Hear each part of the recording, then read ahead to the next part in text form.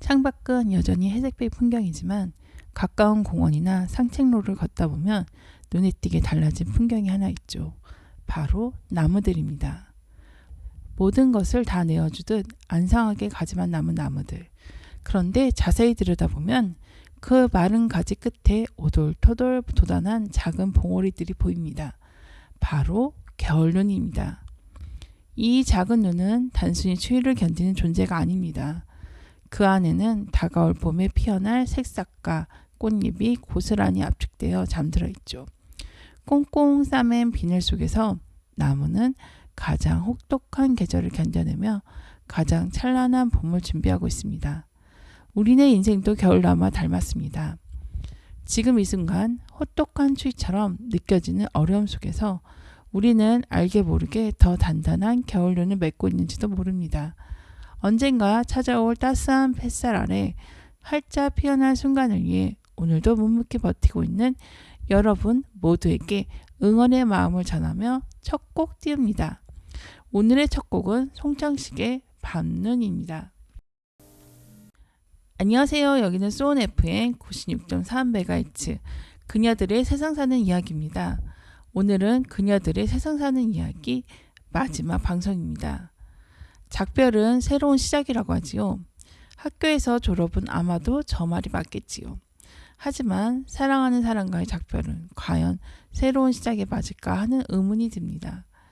AI 답변은 작별은 용서와 정리를 통해 과거의 무게를 내려놓고 앞으로 나아갈 공간을 만드는 과정으로 해석이 된다고 합니다.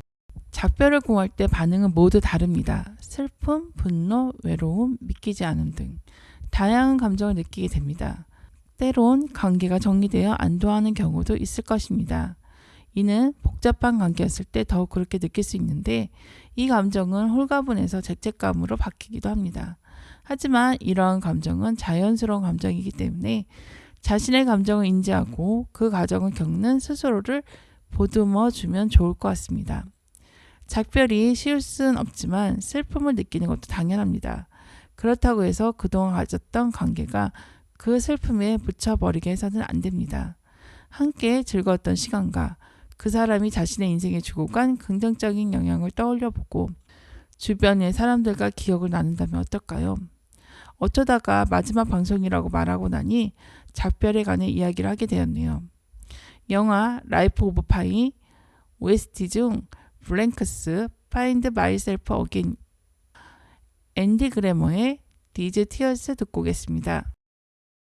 소환과 대안을 지나 입춘이 왔지만 눈 소식이 들리는 거 보니 봄은 아직 오지 않았구나 싶습니다. 그렇다면 겨울에 숨겨진 의미는 무엇일까요? 겨울의 어원을 살펴보며 겼다, 머무르다에서 유래되었고 추워서 집에 머무르는 시기를 뜻한다는 설이 있고요. 또 하나는 경상도 일부 지역에서는 곁을 혹은 겨실이라는 말을 쓰는데 있다는 말의 고어인 겨시다의 어간 겨시와 울타리나 우리의 생략형인 울이 합하여 겨시울, 곁을, 겨울이 된 것이 아닐까 한다네요. 겨울은 이처럼 만물이 결실을 맺은 후 내년을 위해 에너지를 감추고 비워두는 성찰과 휴식의 시간입니다. 여러분은 올 겨울 어떻게 지내고 있으신가요? 지금까지 저는 올 한 해를 잘 보내기 위한 준비를 하며 보냈는데 올해는 그런 준비도 하지 못한 채 정리하고 또 정리하고 있습니다. 이 정리는 아마 3월 봄이 오면 끝이 나지 않을까 싶기도 합니다. 정리가 정말 3월이면 끝이 나겠죠? 그럼 정리를 잘하는 방법은 무엇이 있을까요? 정리를 잘하기 위해서는 단순히 물건을 옮기는 것이 아니라 비우기에서 시작해 제자리 정하기로 이어지는 체계적인 과정이 필요하다고 합니다. 그런데 이 비우기에서부터 많이 막히는 것 같아요. 아이들은 커가면 옷이 작아지니 척척 정리가 가능한데 어른의 옷장은 생각보다 비우기가 쉽지 않습니다. 그래서 전문가들은 모든 물건을 전부 꺼내서 분류를 하라고 합니다. 분류의 기준은 설렘과 필요성입니다. 설렘은 추억일 수도 있고 기분 좋은 느낌일 수도 있습니다. 필요성은 내가 이 옷을 1년 혹은 2년 이내에 사용했는가입니다. 그리고 나서 버릴 것, 나눔할 것, 사용할 것으로 분류하는 것이죠. 버리기 아까운 물건은 따로 상자 속에 넣었다가 일정 기간 이상 보지도 않았다며 가감히 정리하는 것입니다. 또 다른 분류 방법은 카테고리별 분류입니다.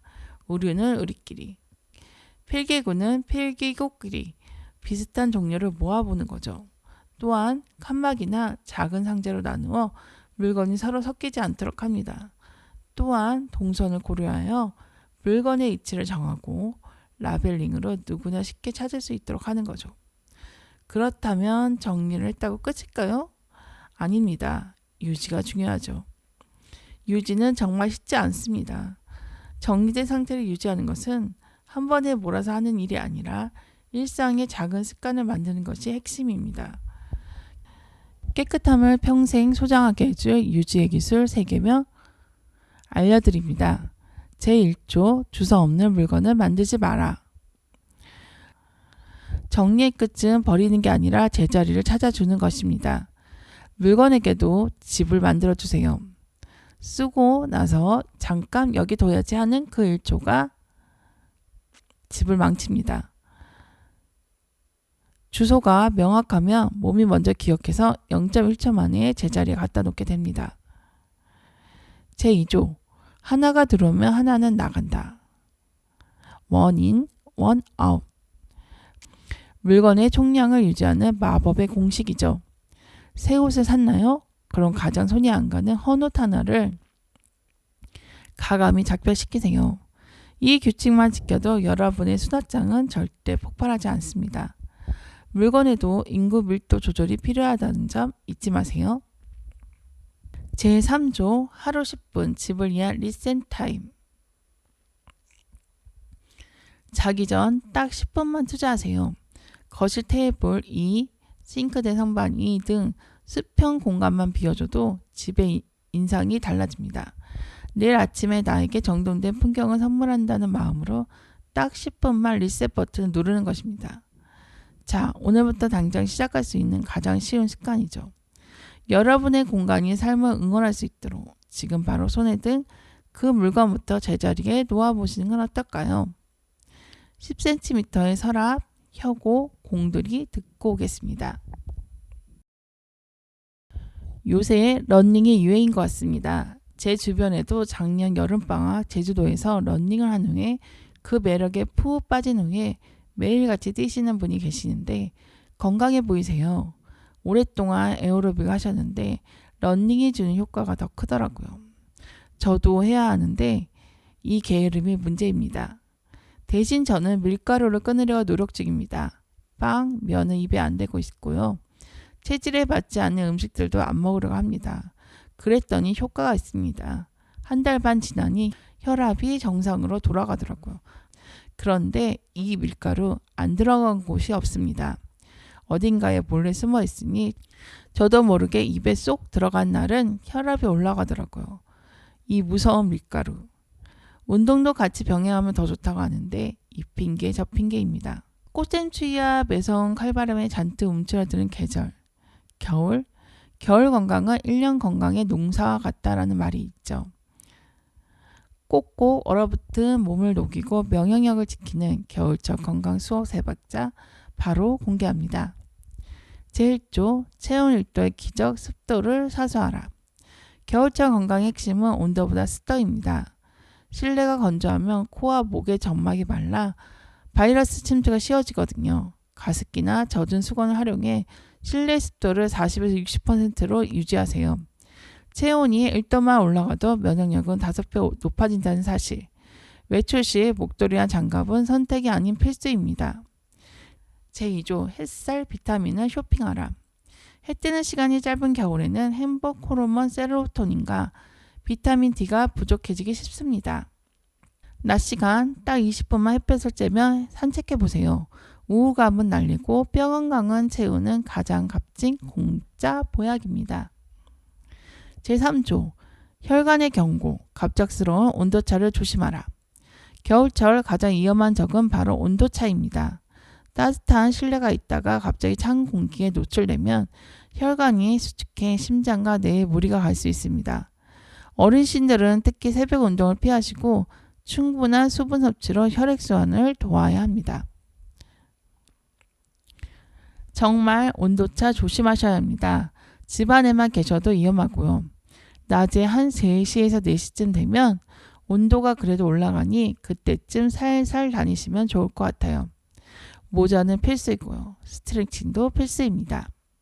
그리고 산책이 끝나고 나면 붕어빵, 본투 속의 작은 행복을 느껴보시면 어떨까요? 군고구마도 좋고요. 한 입 베어 물면 행복이 가득해집니다. 이무진의 청춘 만화 데이지스 행운을 빌어줘 듣고 오겠습니다. 붕어빵의 온기가 고마운 건 날씨가 춥기 때문이겠죠. 우리 삶의 시린 계절도 옆에 있는 사람의 손길이 얼마나 따뜻한지 알려주게 찾아오는 게 아닐까 싶습니다. 오늘 방송이 끝나면 평소 쑥스러워 전하지 못했던 안부 인사를 귤하나와 함께 건네보세요. 그 작은 온기가 모여 따뜻하게 되어줄 거예요. 자, 사랑한다, 이해한다, 배려한다, 용서한다, 포용한다, 존중한다, 친절하다. 이 모든 것을 합친 단어는 무엇일까요? 아마 겉으로 보이는 모습이 아니니 내면의 따뜻함을 말하는 것이 아닐까 싶어요. 그런데 내면의 따뜻함이 겉으로 잘 보이지 않아서 그는 차가워라고 말한다면 그는 차가운 사람일까요? 따뜻한 사람일까요? 쑥스러움과 수줍음이 또는 어색함으로 드러내지 않는 사람들이 많지요. 그들을 우리는 조용히 따뜻한 사람, 무심한 듯 다정한 사람이라고 말합니다. 그들을 우리는 조용한 따뜻한 사람, 무심한 듯 다정한 사람이라고 말합니다. 겨울날 주머니 속 손난로를 꼭 쥐고 있으면 처음엔 딱딱하고 차가운 것 같아도 인내 기분 좋은 온기가 손끝을 타고 온몸으로 퍼져나가죠. 표현이 서툴러서 혹은 어색해서 드러내지 않았던 따뜻한 진심. 오늘은 그 온기를 함께 느껴보고 싶습니다. 허혜경, 그렇게 살아가는 것, 아이유, 잊어야 한다는 마음, 손디아, 꿈에 들으면서 오늘 방송 마무리합니다.